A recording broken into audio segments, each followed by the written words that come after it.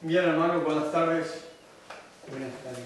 Después de una suculenta y apetitosa comida o almuerzo, vamos a continuar con una comida espiritual. Vamos a continuar con el tema iniciado esta mañana, esperando que el Espíritu de verdad, el Espíritu que procede de nuestro Padre Celestial, siga impresionando cada uno de nuestros corazones para que podamos entender este mensaje, podamos vivirlo, podamos ponerlo en práctica y podamos compartirlo también con otros para que otros más sientan el deseo de conocerlo y de aceptarlo. ¿Recuerdan la pregunta que terminábamos esta mañana? ¿Fueron las fiestas solemnes de Yahweh abolidas con la muerte del Salvador? ¿O es otro engaño más que el pueblo laodicense no desea aceptar? Con esta inquietud en mente, hermanos, vamos a ver las fiestas solemnes de Yahweh en el Nuevo Testamento. Y vamos a ver, hermanos, cómo se cumple cada una de ellas. Cuando Salvador estaba en el monte del Sinaí dando la ley, aparte de la ley, les dio mandamientos, les dio estatutos, les dio las fiestas, les dio la alimentación, ¿verdad? Dentro de esa ley estaba el cuarto mandamiento: acuérdate del Shabbat, acuérdate del sábado para santificarlo. Y esta mañana decíamos, hermanos, que la primera gran fiesta solemne es el Shabbat, es el sábado. El mismo sábado que tuvo su origen en la misma creación, es la primera gran fiesta solemne que encontramos en el Nuevo Testamento. Y allí recordamos el mandamiento: 6 días trabajarás y harás toda tu obra, mas el séptimo día es reposo, es Shabbat. No harás en él ningún trabajo, ni tú, ni tu hijo, ni tu hija, ni tu siervo, ni tu criado, ni tu bestia que está en tus campos o en tu casa. Porque en 6 días hizo Yahweh el cielo, la tierra, el mar y todo lo que en ellos hay. Para nosotros no hay ninguna duda que estamos haciendo referencia al sábado, al Shabbat. ¿Está vigente el sábado todavía, hermanos? ¿Cuál es el día que se guardará por toda la eternidad? El sábado. El Shabbat es el único día de entre los 7 que se guardará por toda la eternidad. Lo dice Isaías capítulo 66, versículo 23. ¿Pero qué dice, hermano? De luna nueva en luna nueva. De mes en mes todo el mundo vendrá a adorar delante de mí, dijo Yahweh. ¿En qué día? En el sábado. De luna nueva en luna nueva. Y de sábado en sábado. Por lo tanto, el sábado está vigente todavía y el sábado se guardará por toda la eternidad. La segunda gran fiesta solemne que encontramos en el Nuevo Testamento la encontramos en Juan capítulo 20, versículo 1. Y vamos a estudiar la Sagrada Escritura, hermanos. Vamos a hacer como los bereanos, comparando versículo con versículo, mandamiento tras mandamiento.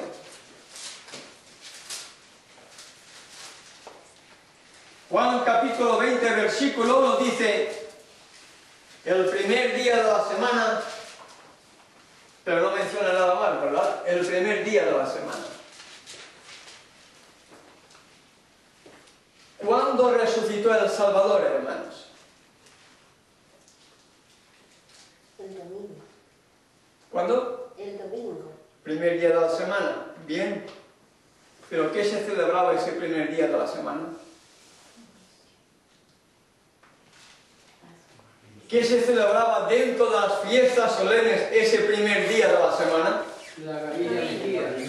Los Las primicias. Los paniátimos. No. Pero las primicias. Que incluye también Correcto. Pero estamos hablando del día en que resucitó el Salvador. la gavilla. El día en que resucitó el Salvador era el día de primicias. El día en que se ofreció una gavilla y que se mecía como prueba de gratitud. Amén. Pablo dice en 1 Corintios que el Salvador era primicia de aquellos que durmieron. Amén. Él resucitó en un día de primicias. Si realmente las fiestas solemnes fueron clavadas en la cruz o en el madero, ¿por qué el Salvador tiene que resucitar en un día de primicias? ¿Entienden, hermanos? Todo fue clavado en la cruz. Con la muerte del Salvador las fiestas fueron abolidas. ¿Por qué el Salvador resucitó en un día de primicias? Que estaban dentro de las fiestas solemnes de Yahweh. ¿Entienden? Si hubieran sido abolidas, el Salvador hubiera resucitado en cualquier día menos en el día de primicias. Sin embargo, de acuerdo al ritual simbólico, el Salvador resucitó en el día de primicias. Y hermanos, recuerden bien, primicias, vamos a ver después quiénes van a ser las primicias. ¿Saben que los 144.000 son primicias también? Lo vamos a ver en la Biblia, hermanos, para que veamos que las fiestas solemnes no fueron clavadas en la cruz, ni fueron abolidas con la muerte del Salvador. La primera vigente todavía, el sábado. La segunda fiesta, el Salvador resucitó en un día de primicias, vigente todavía. La tercera fiesta solemne la encontramos en Hechos capítulo 2, versículos del 1 al 4. ¿Y qué pasó? ¿Qué nos dice Hechos capítulo 2? ¿Qué pasó en aquel momento? ¿Qué pasó 10 días después de que el Salvador ascendiera a los cielos? ¿Qué pasó 50 días después de su resurrección? ¿Qué pasó, hermanos? ¿Qué fue derramado? La lluvia temprana. Muy bien, hermano. El Espíritu Santo. ¿Y por qué se derramó en el día 50? ¿Por qué se derramó en un día de fiesta solemne? ¿Por qué no se derramó en el día 49, 51, 52 o 60? Porque todo tiene que cumplirse de acuerdo al ritual simbólico. Todo tiene que cumplirse de acuerdo al Evangelio eterno. La lluvia temprana tenía que derramarse a los 50 días del Pentecostés, vigente todavía. Porque si no, se podía haber derramado cualquier día y el Salvador tenía que haber resucitado cualquier otro día. Pero qué casualidad, coincide todo con las fiestas solemnes. Día de primicias, el Salvador resucita. 50 días después, cae la lluvia temprana, el derramamiento del Espíritu Santo en una fiesta solemne. Y vamos a ver ahora, hermanos, unas cuantas citas bíblicas más, donde Pablo, como verdadero creyente, guardaba las fiestas solemnes de Yahweh. Hechos capítulo 18, versículo 21. Hechos 18, versículo 21.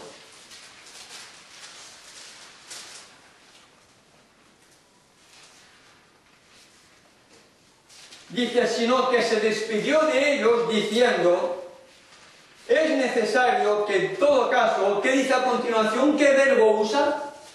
Yo guarde. Muy bien, yo guarde. ¿Qué significa guardar, hermanos? Conmemorar, celebrar, ¿sí o no? Participar. El apóstol Pablo, como verdadero creyente, está diciendo, es necesario que yo, como creyente, guarde en Jerusalén la fiesta que viene. Y está diciendo guardar, no como judío, sino como un verdadero creyente. Es necesario que en todo caso yo guarde en Jerusalén la fiesta que viene. Otra cosa sería que yo celebre. Bueno, como judío podía celebrarla. Una cosa es celebrar y otra cosa es guardar. Nosotros celebramos el sábado, ¿verdad que sí? Y lo guardamos. Hay pentecostales que dicen que guardan el sábado, pero no lo guardan. O celebran el sábado, pero no lo guardan. No, yo descanso el sábado. No. No lo santificas de acuerdo a la Biblia. No lo estás guardando de acuerdo a la Biblia. El apóstol Pablo está diciendo, es necesario que en todo caso yo guarde en Jerusalén la fiesta que viene. Y está hablando en tiempo de guardar. Hechos 20, versículo 6.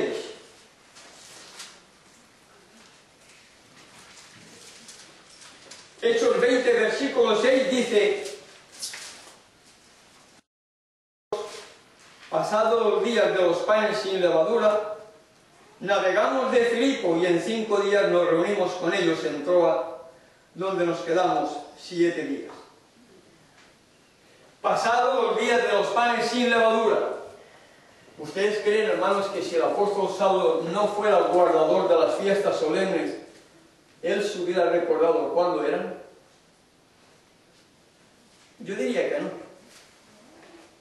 Usted le pregunta a una persona que no guarda las fiestas solemnes, le preguntas, ¿en qué época del año están?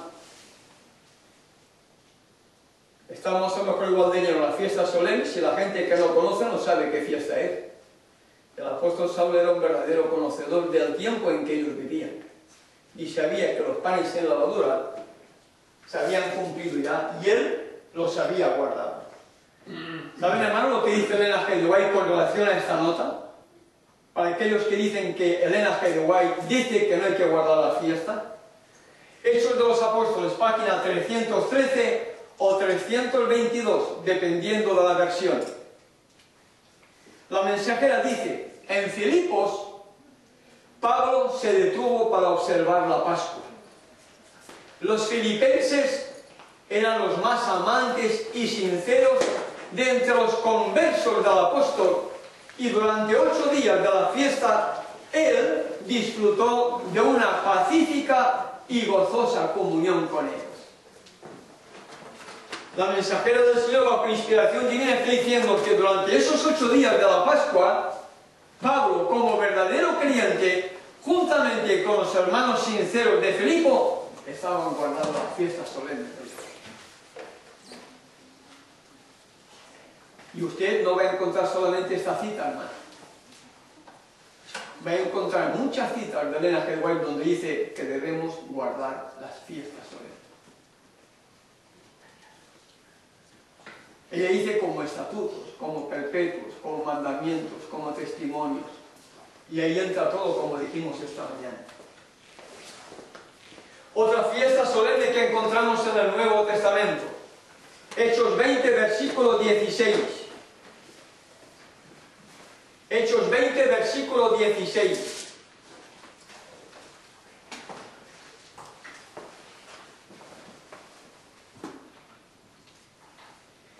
Porque Pablo se había propuesto pasar de largo a Éfeso para no detenerse en Asia, pues se apresuraba por estar el día de Pentecostés si le fuese posible en Jerusalén. Otra fiesta que aparece en el Nuevo Testamento. Hechos 27, verso 9. Y aquí, hermanos, sí que les voy a pedir a ustedes escudriñamiento de mente. Hechos 27, 9. Aquellos que sepan la respuesta, hermanos, por favor, no me respondan enseguida. Permitamos que aquellos que no saben puedan también escudriñar la mente y ponerla ahí a trabajar. Hechos 27, 9. Y habiendo pasado mucho tiempo y siendo ya peligrosa la navegación, por haber pasado ya el ayuno, Pablo les amonestaba. Hechos 27, 9. Hermanos, ¿qué simboliza ahí el ayuno? ¿Por qué Pablo dice, habiendo pasado ya el ayuno, siendo peligrosa la navegación? Pensemos, hermanos, que el apóstol Pablo está hablando del hemisferio norte. En el hemisferio norte hay una época del año que se convierte en peligrosa la navegación. Y es a partir del verano. Y a partir del verano en el hemisferio norte, ¿qué pasa? ¿Qué es lo que viene después del verano? El otoño, ¿verdad? El otoño. Habiendo pasado ya, siendo peligrosa la navegación, habiendo pasado ya el ayuno. ¿Qué les recuerda a ustedes el ayuno, hermano? ¿En qué fiesta solemne el pueblo de Israel tenía la obligación, la responsabilidad de ayunar? Muy bien, hermano. En un día de expiación. Pablo está diciendo, habiendo pasado ya el día de expiación, era peligrosa la navegación. ¿Por qué? Porque en el séptimo mes vienen las tormentas en el hemisferio norte. No está hablando ahí de fiesta solemne claramente, pero sí que nos está dando la referencia. Habiendo pasado mucho tiempo y siendo ya peligrosa la navegación, había terminado el verano, había pasado el ayuno era el 7º mes. ¿Y en qué época del año en el hemisferio norte caen las últimas fiestas de otoño? Septiembre, octubre.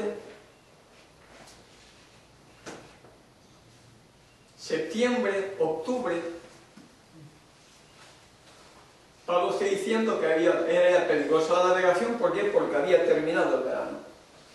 Y hermano, en el hemisferio norte, septiembre y octubre vienen las tormentas. Mejor dicho, venían las tormentas. Toda la tormenta viene en cualquier época del año. Pero allá septiembre, octubre, que venía la clásica inundación que te arrasaba con lo que pillaba. Primeros de septiembre hasta mediados de octubre. Venían las clásicas tormentas acompañadas de aparato eléctrico, de una gran cantidad de agua que arrasaba con todo lo que pillaba. Hoy día la tormenta puede venir en cualquier época del año porque todo está cambiado. Pero el apóstol Pablo está diciendo que habiendo pasado ya el día de expiación, era peligrosa la navegación. Había pasado ya el año. Primera de Corintios capítulo 16, verso 8.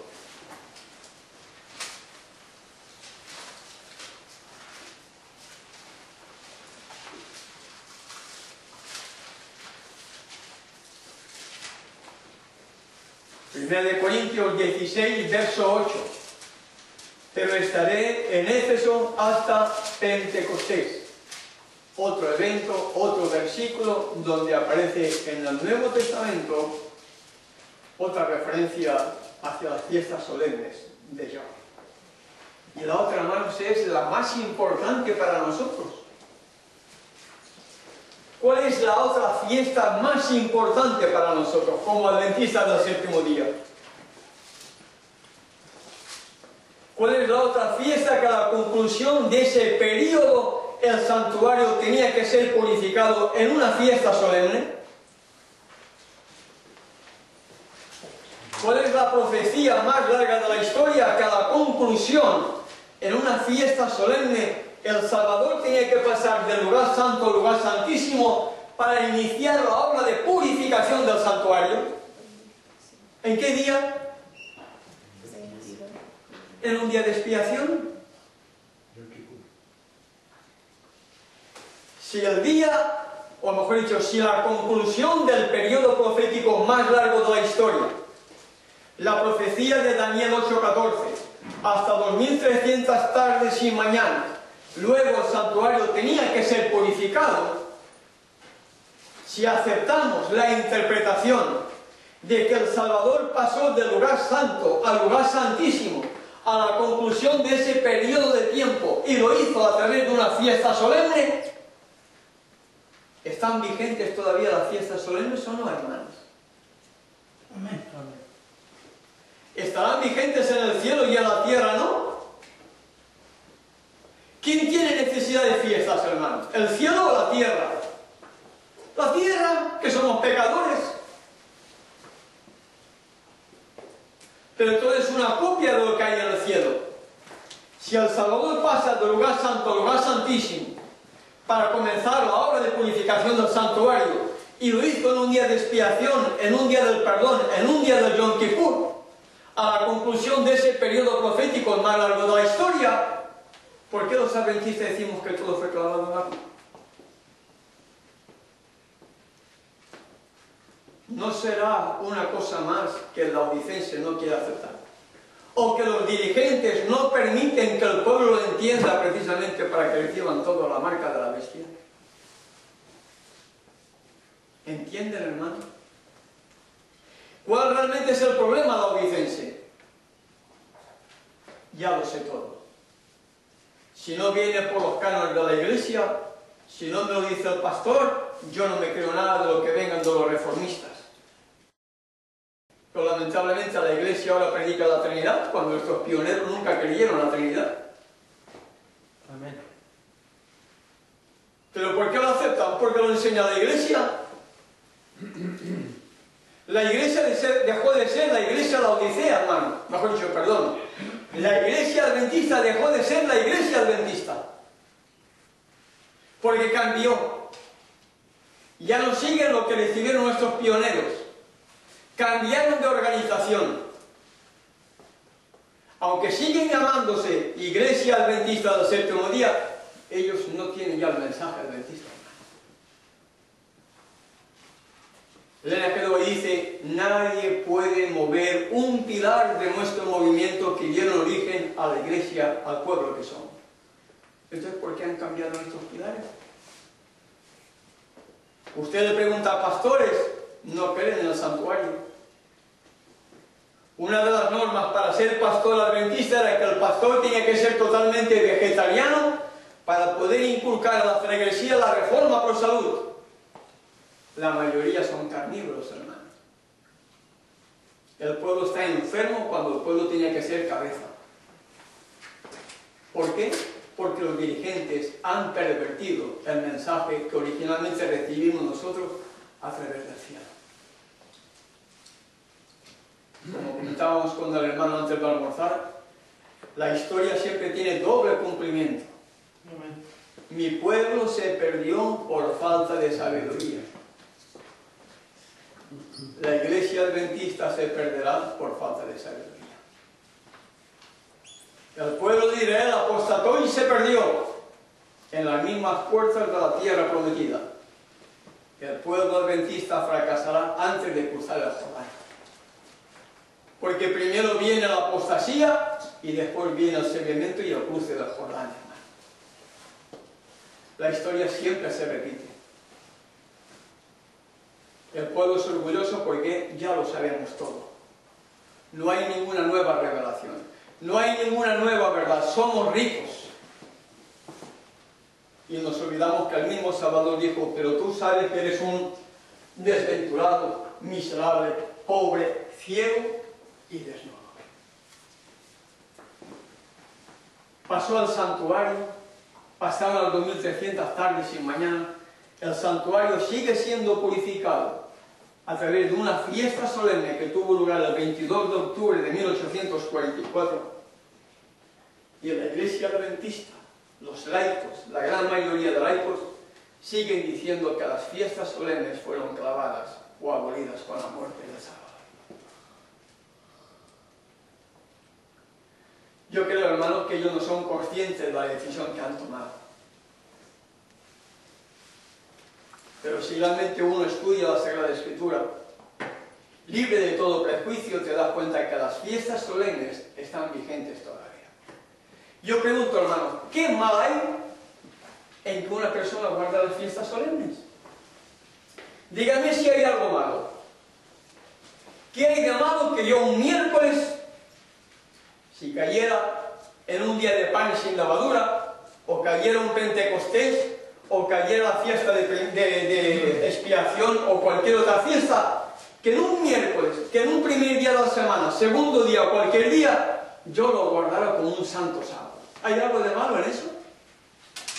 Al contrario, estaríamos acercándonos más a la santidad, ¿sí o no? Mientras se rechaza la santidad, ¿qué es lo que se está promoviendo más en la iglesia, hermanos? ¿Qué es lo que desde la iglesia se promueve? Ahora viene el Día de los Enamorados. Me imagino ya la iglesia preparando el Día de los Enamorados dentro de la misma iglesia. Hermanos, el día 14 es el Día de los Enamorados. Hay que hacer... En el lugar santo se está, ¿qué? Promoviendo las fiestas paganas. En lugar de estar promoviendo las santas fiestas, las fiestas de Yahweh, el pueblo que debía ser luz estará promoviendo las fiestas paganas. Pasó con la Navidad. Yo hace años que no voy a ninguna iglesia. Pero bueno, al lado de casa hay una iglesia adventista. ¿Y qué estaban haciendo, hermanos? Un villancico. Viviente. Para llamar la atención al mundo, dijeron. No, hermano. Para llamar la atención al mundo, predica el verdadero evangelio, punto. Pero ¿cómo vas a guardar un villancico diciendo que el Salvador nació el 25 de diciembre cuando el Salvador nunca pudo haber nacido el 25 de diciembre? ¿Saben ustedes cuándo pudo haber nacido el Salvador? Para una fiesta solemne. Muy bien, hermano. En una fiesta solemne. ¿En qué fiesta solemne? Murió la versión de Pascua. La Pascua. No, murió en Pascua, por lo tanto no pudo haber nacido en Pascua. Tenía que pasar 3 años y medio. Hermano, si él vino de acuerdo a Daniel 9:24, si él vino para poner fin al pecado, para terminar con la prevaricación, para mí, ¿qué significa fin del pecado? ¿En qué fiesta solemne el pueblo de Israel recibía el perdón de sus pecados? Expiación. Para mí nació en un día de expiación, por ahí. No digo exactamente esa fecha, por ahí. Fue bautizado a cumplir la mayoría de edad, cerca de esa fecha, y murió 3 años y medio después para que se cumpliera la profecía en una Pascua. Salvador tuvo que haber nacido en septiembre, octubre. Septiembre, octubre, nunca un 25 de diciembre, porque el 25 de diciembre era el nacimiento del sol, de Tammuz. Hermanos, si entendemos todas estas cosas, vamos a ver la profecía que encontramos en Malaquías capítulo 4, verso 4. Malaquías es el último libro del Viejo Testamento.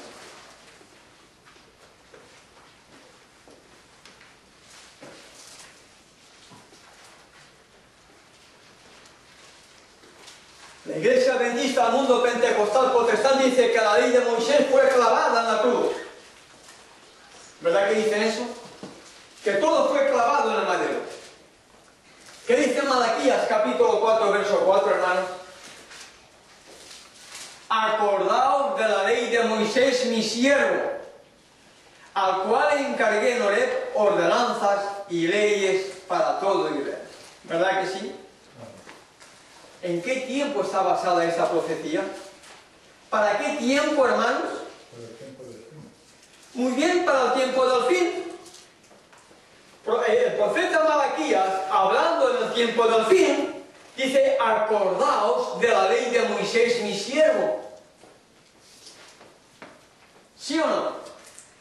Al cual encargué en Horeb ordenanzas y leyes para todo Israel. Ah, pero eso fue para el pueblo de Israel. ¿Usted es israelita, hermano? Espiritual. Muy bien. ¿Formamos el espiritual moderno o sí? Amén. Claro que sí, hermano. Porque el gran problema, el prejuicio es ¿qué significa Israel? Ahora pregunto, hermano, ¿qué significa la palabra Israel? Vencedor. Muy bien. ¿Jacob qué era? Un pecador. Y en aquella lucha que tiene con el Hijo de Dios, ¿qué dijo? ¿Cuál es tu nombre? Jacob.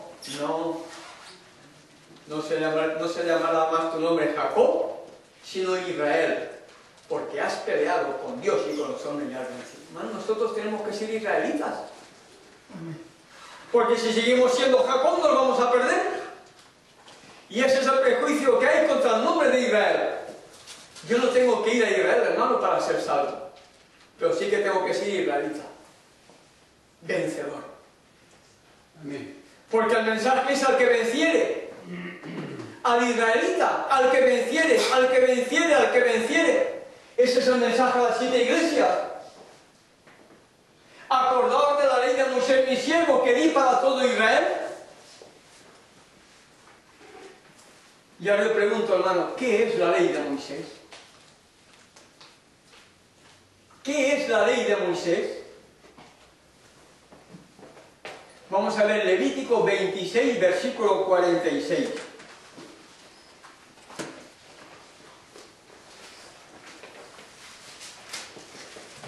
Levítico 26, versículo 46.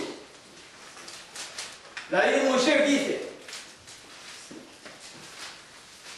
estos son los estatutos, ordenanzas y leyes que estableció Yahweh entre sí y los hijos de Israel en el monte de Sinaí por mano de Moisés. La ley moral fue escrita por el mismo Creador. Pero la ley de Moisés fue dada por Moisés. La recibió y él la dio.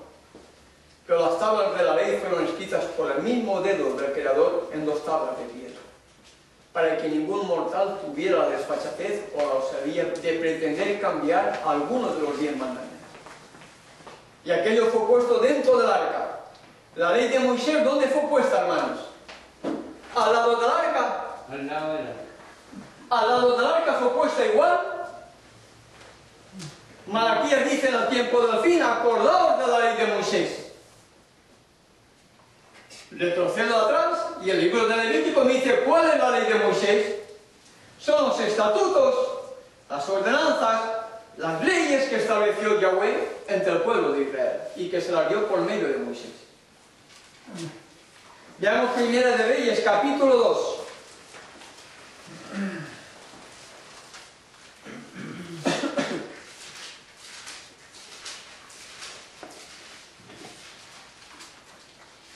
Y estamos hablando, hermanos, de la ley de Moisés. Primera de Reyes, capítulo 2, versículo 3, dice: guarda los preceptos de Yahweh tu Elohim, andando en sus caminos y observando sus estatutos, mandamientos, decretos y testimonios, de la manera que está escrito en la ley de Moisés. Malaquías en el tiempo del fin, acordaos de la ley de Moisés. En el tiempo del fin, la ley de Moisés tiene que estar vigente todavía, hermano, porque así lo hemos leído. Porque así lo hemos leído. Y ahora vamos a ver, hermanos, otra profecía para el tiempo del fin, para que veamos que lo que confirma el Viejo Testamento es lo mismo que encontramos en el Nuevo. Porque el Evangelio es eterno, no puede haber un Evangelio en el Viejo Testamento y un Evangelio después en el Nuevo. ¿Qué dice el autor de Hebreos en el capítulo 10, versículo 26 al 28? Hebreos 10, versículo 26 al 28.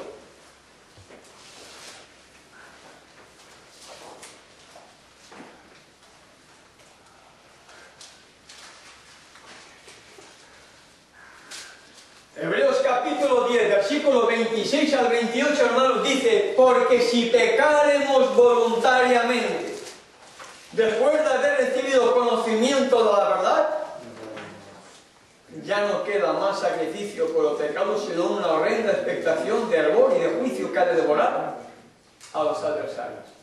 Y después, ¿qué dice, hermano? ¿Qué dice el versículo 28? El que viole, el que menosprecia la ley de Moisés, por el testimonio de 2 o de 3 testigos que dicen, muere irremisiblemente. El apóstol Pablo está haciendo referencia al tiempo del fin. Y está hablando, si alguno peca en forma descarada, después de haber recibido conocimiento de la verdad, ya no queda más sacrificio por el pecado. Y después dice, el que viole la ley de Moisés. ¿Y cuál es la ley de Moisés, hermanos? ¿Cuál es la ley de Moisés? Estatutos, preceptos, mandamientos y leyes. Dentro de esos estatutos, solemnes de Yahweh, estatuto perpetuo por todas vuestras generaciones, donde quiera que habitéis. ¿Entienden, hermanos? Viejo Testamento, acordaos de la ley de Moisés mi siervo, Malaquías 4:4. Nuevo Testamento, para el tiempo del fin, el que viole la ley de Moisés. Ahora yo pregunto, hermanos, ¿por qué la Iglesia se obstina tanto en decir que las fiestas solemnes fueron clavadas en la cruz? ¿Por qué? Está cumpliendo la profecía. Pensará en cambiar los tiempos y la ley. La Iglesia está en apostasía, hermano. El apóstol Pablo, en su segunda carta a los hermanos de Tesalónica, dice que a la venida del Salvador no vendrá sin que antes venga la apostasía y se manifieste el hombre de pecado. La Iglesia dice que la apostasía tuvo lugar en aquella época con la Iglesia católica. Pero si la historia de la profecía tiene doble cumplimiento, en el tiempo del fin, antes de que venga el Salvador, La iglesia tiene que ser la iglesia que había sido levantada para convertirse en apóstata, y el remanente que sale de ella es el pueblo de Dios para el tiempo del fin, hermano. ¿Entienden el mensaje? La iglesia tenía que apostatar. Veamos lo que nos dice el apóstol Pablo, hermano. Segunda de Tesalonicenses capítulo 2.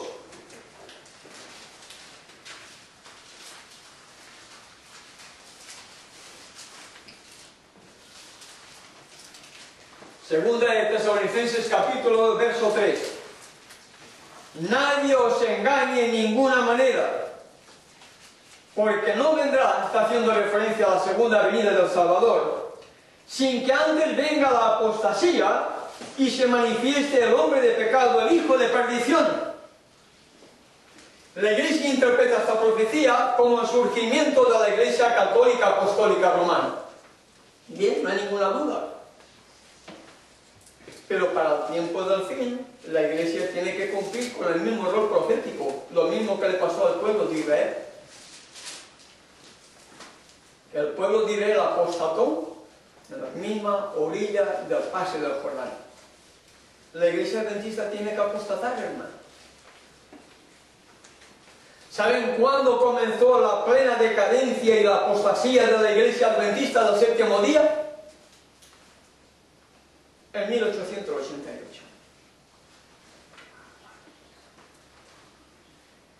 Cuando John C. Wagner comenzaron a proclamar el mensaje de la justificación por la fe, ¿qué estaba derramándose al mismo tiempo en los Estados Unidos de Norteamérica y a nivel mundial? La ley dominical, hermano.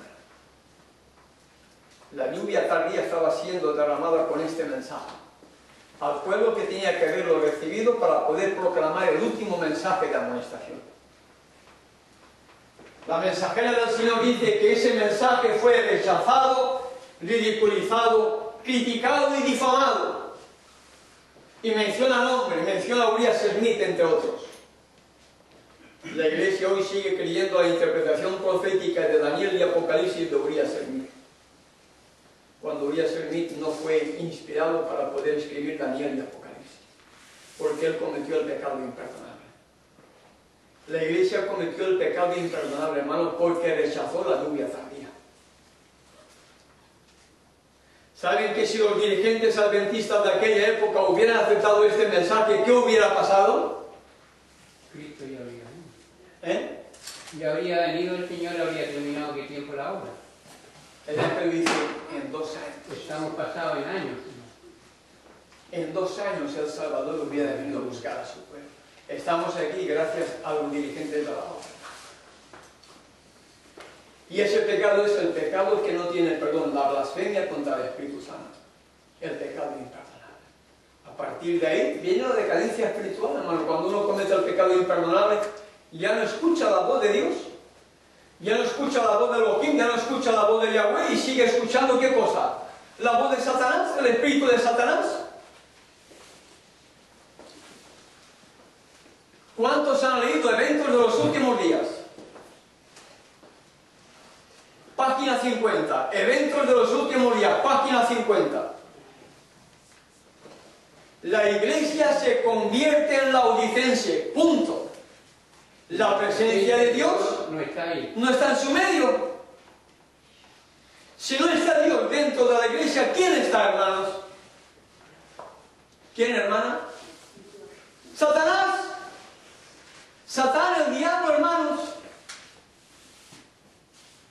Y no estamos sacando citas fuera de su contexto. Son citas que están ahí. La voz de Brother Creek, que antes pensábamos que era la voz de Dios, hace años que dejó de ser la voz de Dios.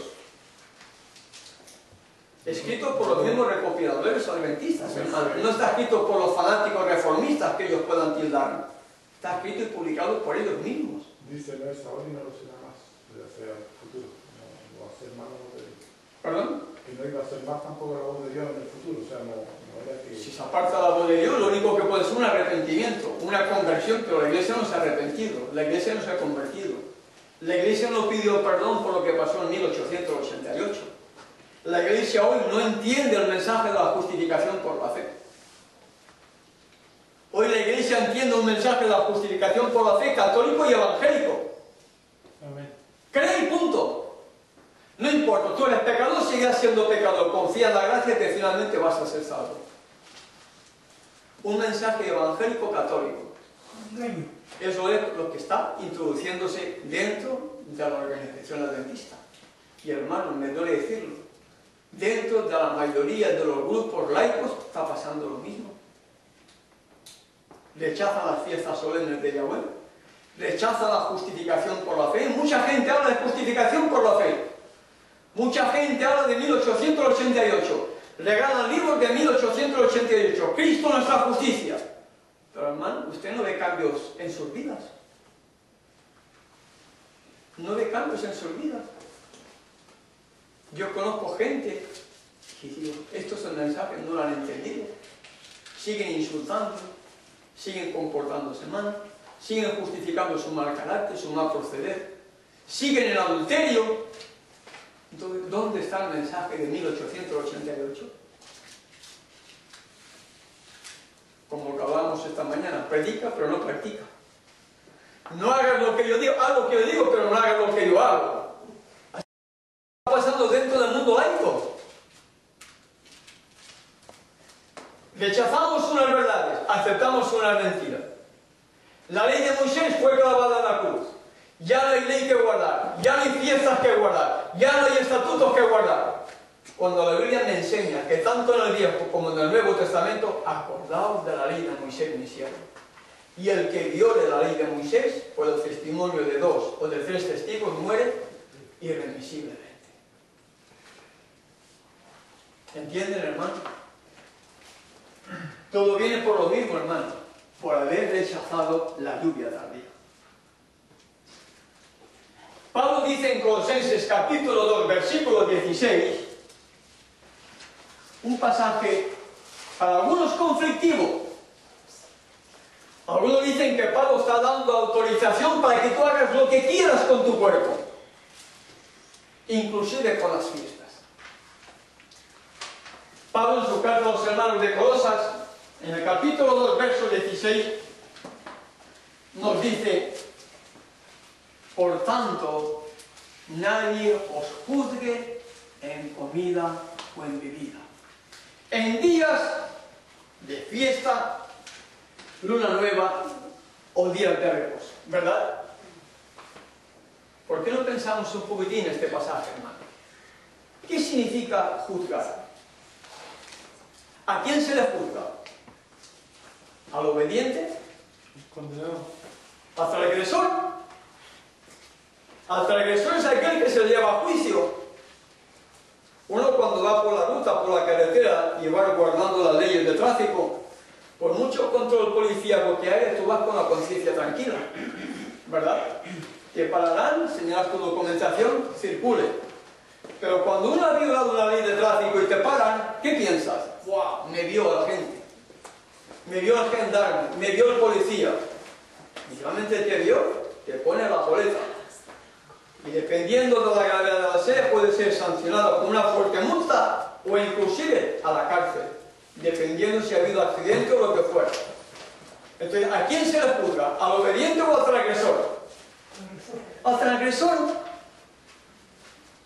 El apóstol solo está diciendo: pórtate bien para que nadie te pueda llamar la atención, para que nadie te pueda juzgar. Y dice: en comida, en bebida, en días de fiesta, días de luna nueva o días de sábado. Eso es lo que está diciendo el apóstol Pablo: pórtate bien para que nadie te pueda llamar la atención, para que nadie te pueda juzgar, guardando tu cuerpo, que tiene que ser morada del Espíritu Santo, comiendo bien lo que tenemos que comer, tomando aquel alimento, aquel líquido que tenemos que tomar, que es el agua o el jugo totalmente natural. Y guarda bien los días de fiesta, días de luna nueva o días de sábado. Esa es la versión que hemos encontrado en la Reina Valera 1960. Pero la versión Félix Torres Amatra, hermano, dice, una versión católica: nadie pues os condene por razón de la comida o bebida, o en punto de días festivos, de novilunios o de sábados, u otras observancias de la ley. ¿A quién se le condena? Al transgresor. ¿A quién se le juzga? Al transgresor. El problema es que hoy a lo malo le llaman bueno y a lo bueno malo. Hoy, como ya no se llama pecado por su nombre, se permite que la gente vaya comiendo mal. Finalmente, bueno, es su vida.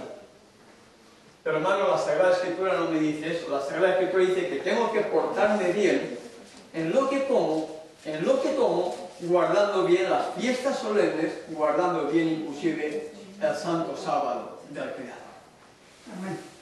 Por lo tanto, hermanos, el sábado, vigente todavía, y el sábado se guardará por toda la eternidad, como hemos comentado antes, en Isaías capítulo 66, versículo 23.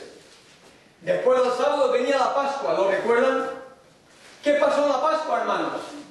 Murió el Salvador, ¿sí o no? ¿Sí o no? Amén. Salvador murió en un día de Pascua. ¿Qué dice Pablo en su carta a los romanos? Pablo en su carta a los romanos capítulo 6, para que veamos el cumplimiento que tiene ahora también, hermanos. Romanos capítulo 6, versículos 3 y 4 dice: ¿O no sabéis que todos los que hemos sido bautizados en el nombre de Yeshua, en el nombre del Hijo, hemos sido bautizados en su muerte?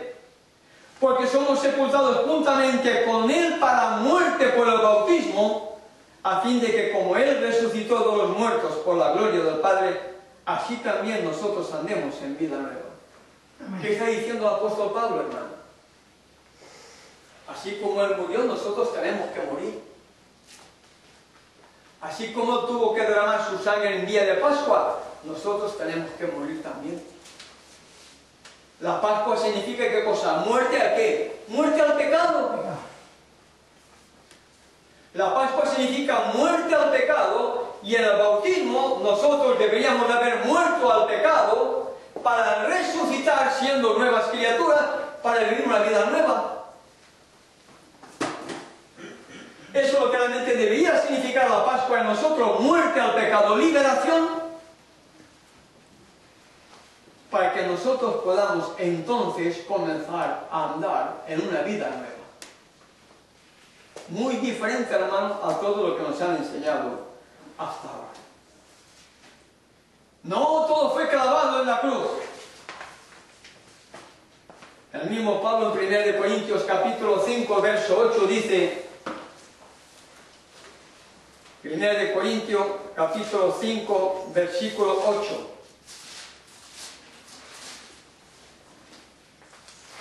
Así que celebremos la fiesta. ¿Y qué fiesta dice el apóstol Pablo que hay que celebrar? Celebremos la fiesta, no con la vieja levadura, ni con la levadura de malicia ni maldad, sino con panes sin levadura, de sinceridad y de verdad. Amén. Pablo está diciendo, guardad la fiesta como debe ser guardada, para que ya no la celebramos con levadura, con pecado, sino sin levadura. Sin levadura, con sinceridad y de verdad. Primicias. El Salvador resucitó en un día de primicias, ¿verdad? El apóstol Pablo en su primera carta a los hermanos de Corintio, en el capítulo 15, versículo 20, dice que el Salvador fue primicias de todos aquellos que durmieron. Mas ahora Yeshua ha resucitado de los muertos, primicias de los que durmieron. Eso, ¿verdad? Recuerdan, 1 Corintios capítulo 15, versículo 20.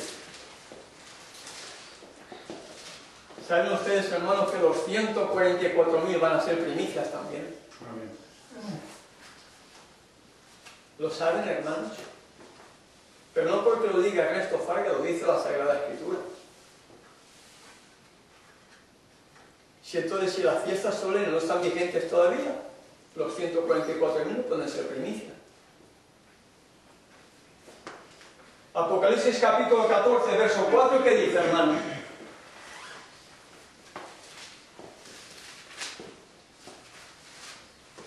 Apocalipsis capítulo 14, verso 4. Estos son los que no se contaminaron con mujeres, pues son vírgenes. Estos son los que siguen al Cordero por donde quiera que va. Estos fueron redimidos de entre los hombres, ¿cómo? ¿Cómo qué, hermana? Primicias para Dios. Como primicias, hermano. ¿Cuántos quieren ser primicias? Amén. ¿Cuántos quieren ser primicias, hermano? Uy, pocos hermanos veo levantadas. Hermano, tenemos que ser primicias. Si estamos vivos, tenemos que ser primicias. Porque solamente los primicias van a tener ¿qué diría yo? El privilegio de estar en el templo con el Creador del universo, con el Redentor. Solamente las primicias, hermano. Aquellos 144.000 vivos que no pasen por la muerte van a ser primicias también. Y nosotros debemos, si somos vivos, tenemos que formar parte de estas primicias. Después viene la fiesta de Pentecostés, ¿verdad? Si todo fue clavado en el madero, no hay lluvia tardía. La lluvia temprana fue derramada, de acuerdo, 50 días después de la resurrección del Salvador. ¿Qué esperamos nosotros ahora, hermano? ¿Cuál es la promesa que esperamos que sea derramada para recibir el poder para proclamar el último mensaje? ¿Qué esperamos? La lluvia tardía. ¿Esperamos otro Pentecostés? ¿Y cuándo creen ustedes que será derramado otro Pentecostés? ¿De acuerdo al ritual simbólico? ¿En otra fiesta solemne, hermano? Todo tiene su cumplimiento de acuerdo al ritual simbólico. Todo. Nosotros tenemos que morir celebrando la Pascua con el bautismo. Primicias, si somos entre los vivos, formaremos parte de las primicias entre los 144.000. Si recibimos la lluvia tardía, la promesa es para nosotros, hermano. Joel capítulo 2, ¿qué dice? Joel capítulo 2, versículo 28 al 31. Después de esto derramaré mi espíritu sobre toda carne, y profetizarán vuestros hijos y vuestras hijas. Vuestros ancianos soñarán sueños, y vuestros jóvenes darán visiones. También sobre los siervos y sobre las siervas derramaré mi espíritu en aquellos días. ¿Y daré qué cosa daré? Prodigios en el cielo y en la tierra, sangre, fuego y columnas de fuego. Columnas de humo, perdón. El sol se convertirá en tinieblas y la luna en sangre antes que venga el día grande y espantoso de Yahweh. Está diciendo, derramaré mi espíritu, derramaré la lluvia tardía para poder proclamar las buenas nuevas antes que venga el día espantoso y terrible de Yahweh. ¿Cuándo creen ustedes que será derramada esta lluvia tardía? ¿Cuándo creen que será derramado el Espíritu de verdad sobre aquellos habitantes de la tierra que se estén preparando para recibir y dar el fuerte pregón? En un Pentecostés, hermano.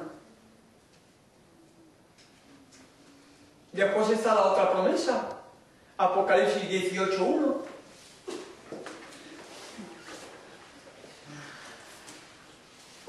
Apocalipsis 18:1 entendemos que es el último pregón, el fuerte pregón.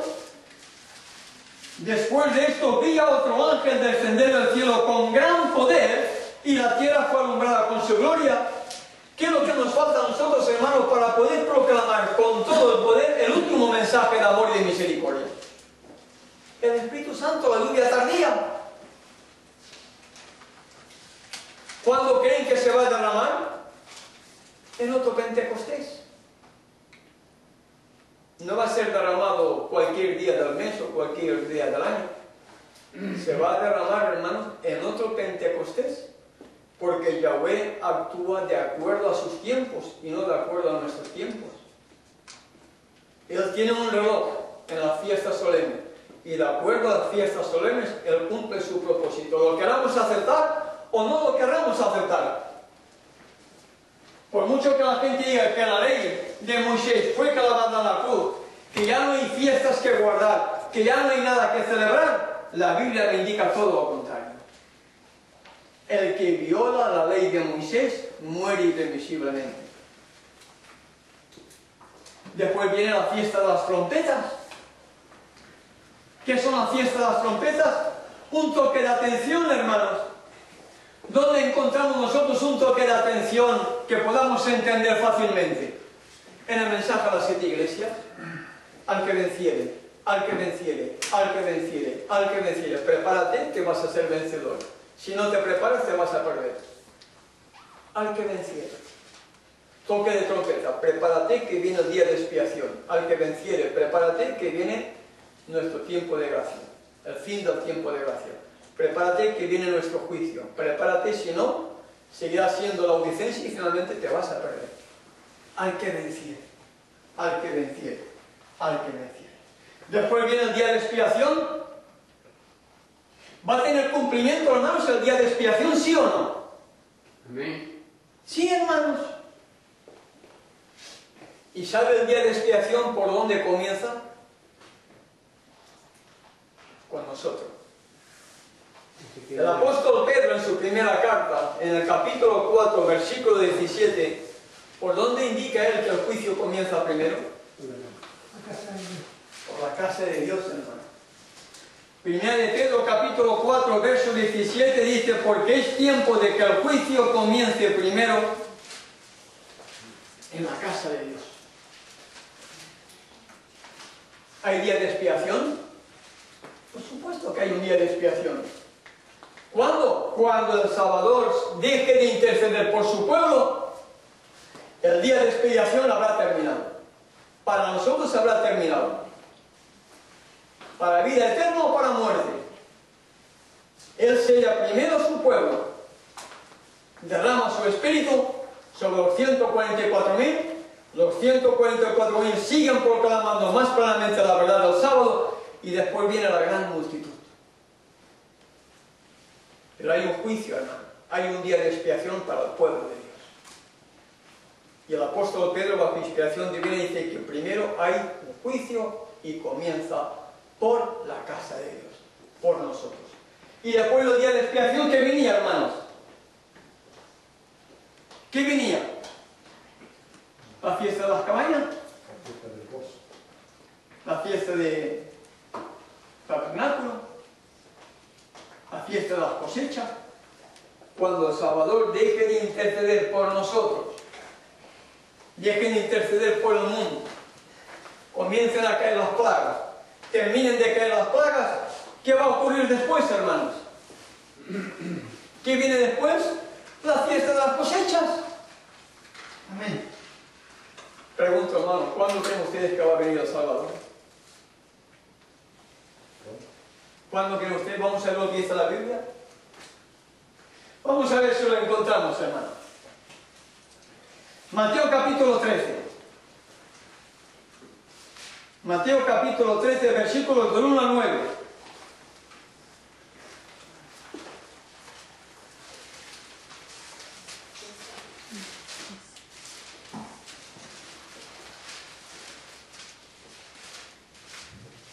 Ahí está la parábola del sembrador.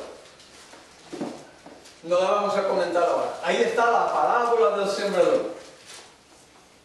Falta saber nosotros en qué lugar el grano cayó. Entre pedregales, entre el camino o entre esa tierra que puede producir fruto a 30, 60 o 100. Todo depende de nosotros, hermanos. Depende de lo que nosotros queramos saber con nuestra propia vida. Pero la palabra del sembrador es un fiel reflejo de lo que va a suceder en el tiempo del fin. Se esparce la semilla, se predica la semilla, pero no todo el mundo está dispuesto a escuchar la verdad y aceptarla. Pero en el versículo 30 de Mateo capítulo 13 dice: dejad crecer juntamente lo uno y lo otro hasta la siega. Y al tiempo de la siega, yo diré a los segadores: recoged primero la cizaña y atadla en manojos para quemarla, pero recoged el trigo en mi granero. ¿Cuándo? A la hora de la cosecha. ¿Verdad? ser la cosecha, hermano. ¿Cuándo es la cosecha? La fiesta de las cabañas. La última gran fiesta es la fiesta de las cosechas. El sembrador que vino a sembrar viene a recoger el fruto de su trabajo. Aquellos que no lo acepten serán lanzados en el lago que arde con fuego y azufre. Aquellos que nos hayamos preparado tendremos la oportunidad de que cuando Él venga en la gran fiesta solemne del día de las cabañas, el día de la fiesta de las cosechas, podremos ser arrebatados para poder vivir con Él por toda la eternidad. Todo se cumple, hermanos, de acuerdo al ritual simbólico. No lo duden. De acuerdo al ritual simbólico. Y la gran cosecha final tiene lugar ahí, hermanos. Murió en Pascua. Resucitó en día de primicias. El Espíritu Santo a lluvia temprana se derramó en un Pentecostés, ¿verdad? ¿Saben lo que dice la Elena de Web? Conflicto de los siglos, páginas 450 y 451. ¿Lo leemos? El Mesías, después de haber comido la Pascua con sus discípulos, estableció la institución que debía conmemorar su propia muerte como Cordero de Yahweh que quita el pecado del mundo. En aquella misma noche fue aprehendido por manos impías para ser crucificado e inmolado, y como antitipo de la vida vencida, nuestro Salvador fue resucitado al tercer día, primicias de los que durmieron. Yo puse puntos suspensivos para no continuar escribiendo lo que ella dice, para que me cupiera aquí en la diapositiva. Asimismo, dice ella, los símbolos que se refieren al segundo advenimiento deben cumplirse de acuerdo a ¿qué? Muy bien, hermano, amén. De acuerdo al ritual simbólico, hermano. Para mí el Salvador viene en la última gran fiesta del año, que es la fiesta de las cabañas, la fiesta de las cosechas. No aceptar las fiestas solemnes es perderme, hermano. Por eso hay tanto odio contra el mismo. Digo odio, hermano. A mí me han demostrado la gente que desprecia las fiestas, odio. No amor, odio. Hasta negarme el saludo. Hasta quitar mi correo electrónico cuando quiero saber más de ti, es un hijo de Satanás. Por guardar las fiestas solemnes, hermano. En cierta ocasión, un pastor laico de Colombia me invitó a tener 10 días, creo que era una semana o 2 semanas de oración en el grupito de él. Nada más que faltaba concretar el día en que yo tenía que partir para allá. De la noche a la mañana no supe más de ese pastor. Después supe que él se había enterado que yo guardaba las fiestas solemnes. Nunca más me dirigió ni palabra, nunca más. Cabo de 2 años, le doy gracias porque no compré el boleto, porque si lo hubiera comprado el boleto, hubiera tenido que ir a Colombia de vacaciones para poderlo usar. Pero no me dijo, hermano, no quiero que venga aquí, no quiero, no me dijo nada, simplemente terminó, rompió la conversación. A cabo de un par de años, Agustín me dice, hermano, quiero que me digas, que me mandes un estudio de las fiestas solemnes. Se lo mandé. ¿Ustedes creen que él me respondió algo? No sé si lo acepta o no lo acepta. No lo sé. Pero hermanos, ahí está. La evidencia que cuando uno quiere ser leal a Dios, el enemigo también es astuto. Hablar de las fiestas solemnes, hermano, es quedarte solo. En cierta ocasión le dije, mejor dicho, le dije no, este mismo pastor mandó un correo masivo haciendo el estudio del capítulo 13 de Apocalipsis. Como yo ya lo conocía, dije, yo no quiero entrar ni en discusión, ni nada de esas cosas, pero añadiría estos 7 puntos, por si pueden ser de interés, al estudio tan lindo, lo que fuera, que yo le puse ahí. Lo tengo todo impreso, porque lo guardé, hermanos, lo guardé. Nunca me respondió este pastor. pero me respondió un pastor conocido a nivel mundial. No digo nombre porque todo el mundo puede saber de quién hablo. Hermano, coincido con los 7 puntos que usted ha mencionado en su escrito. Siga adelante y que Dios bendiga su fructífero ministerio. Pastor, ¿por qué usted no los predica? Se terminó la conversación. Tocar los 7 puntos que yo puse allí es quedarte solo, hermano. Es venir aquí y no tener una congregación de 200, 300, 400. ¡Qué lindo que predica! ¡Amén, pastor! ¡Bendiciones! ¿Entienden? ¿Por qué no lo predica? Porque es quedarte solo, hermano. ¿Sabe que, hermano, conversamos en una reunión en la casa un día que desenmascarar al enemigo trae problemas? Y el enemigo lo que hace automáticamente lo va aislando, porque el desenmascararlo en masa es peligroso para él.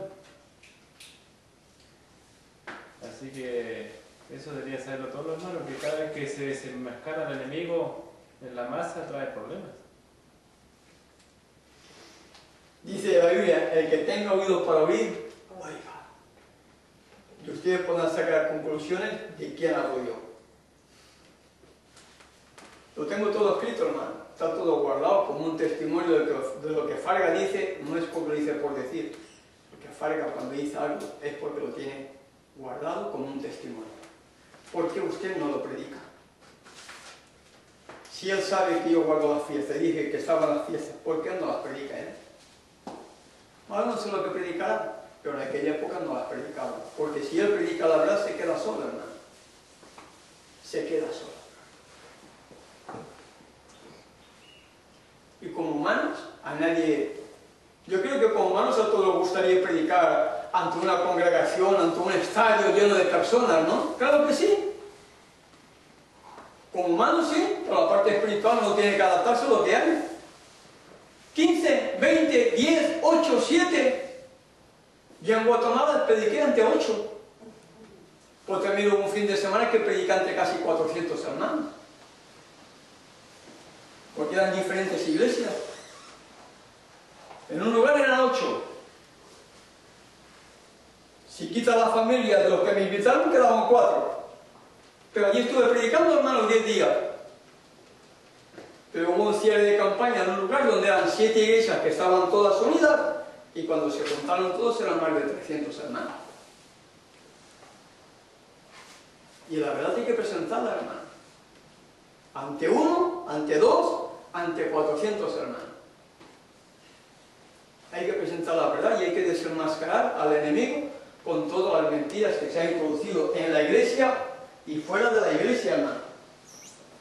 ¿Cuándo creen ustedes que va a venir el Salvador? ¿En una fiesta solemne? Amén. De acuerdo al ritual simbólico, hermanos.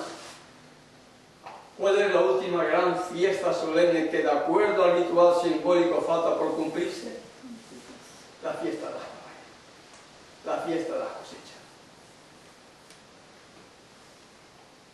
Acordaos de la ley de Moisés, mi siervo. El que viola la ley de Moisés por el testimonio de 2 o de 3 testigos muere irremisiblemente. Concluyo. ¿Qué haremos con las fiestas, hermano? ¿Qué haremos con las fiestas cuando hay evidencias en el Nuevo Testamento de que el Evangelio es eterno? Y si el Evangelio es eterno, es un Evangelio que fue y que es. Y que no ha habido interrupción. A pesar de todo cuanto la Iglesia, los laicos y el mundo protestante diga que todo fue clavado en la cruz, la Biblia ¿qué dice? Aquí está la paciencia de ¿quién? De los santos.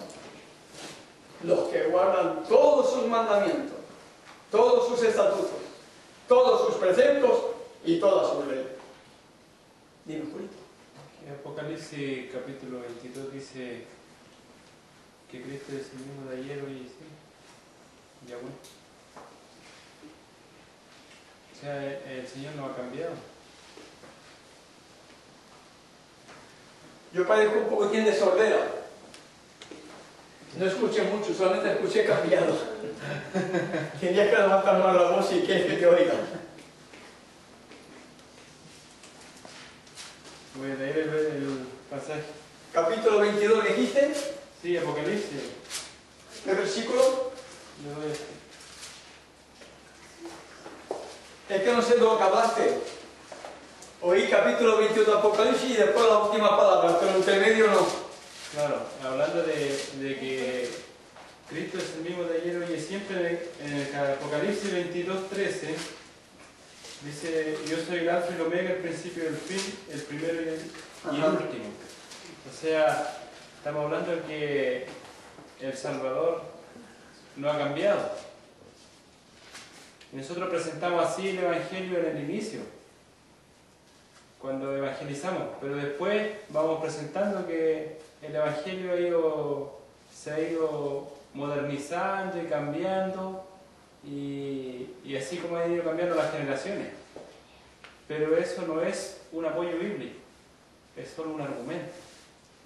Y muchas veces nos encontramos que se presenta una verdad que contradice a otra, y contradice a la Biblia o a los profetas, y sostenemos argumentos, y sostenemos tradiciones, y sostenemos doctrinas religiosas que no son bíblicas, y no son eternas, no son evangelio eterno. Y eso a mí en lo personal me preocupa mucho, y comparto con usted que eso va a uno dejándolo marginado. Así es. El Salvador dijo: no penséis que he venido a abrogar la ley de los profetas. No he venido a cambiar nada, he venido a magnificar la ley, he venido a cumplirla, he venido a perfeccionarla. Y el apóstol Pablo dice, ampliando lo que dice él: luego por la fe invalidamos la ley. En ninguna manera. ¿Perseveraremos en el pecado para que la gracia abunde? En ninguna manera. Si las fiestas, juntamente con la ley, el cuerno pequeño las pensaría en cambiar, si yo sigo violando las fiestas, estoy pecando, hermano. Estoy pecando. Porque estoy violando uno de los mandamientos. Estatuto perpetuo por vuestras generaciones, donde quiera que habitéis. El problema es entender que yo, para hacer salvo, tengo que formar parte del Israel espiritual moderno, como usted ha dicho, hermano. No tenemos que ser israelitas, judíos, con todos mis respetos hacia ellos, ¿no? Tenemos que ser parte del Israel espiritual moderno. Que no es que lo dice, hermano. Somos el Israel de Dios. Ella lo dice, el Israel de Dios. Y en el conflicto de los siglos dice: el Israel de Dios escucha la voz que anuncia el día y la hora de la venida del Hijo del Hombre.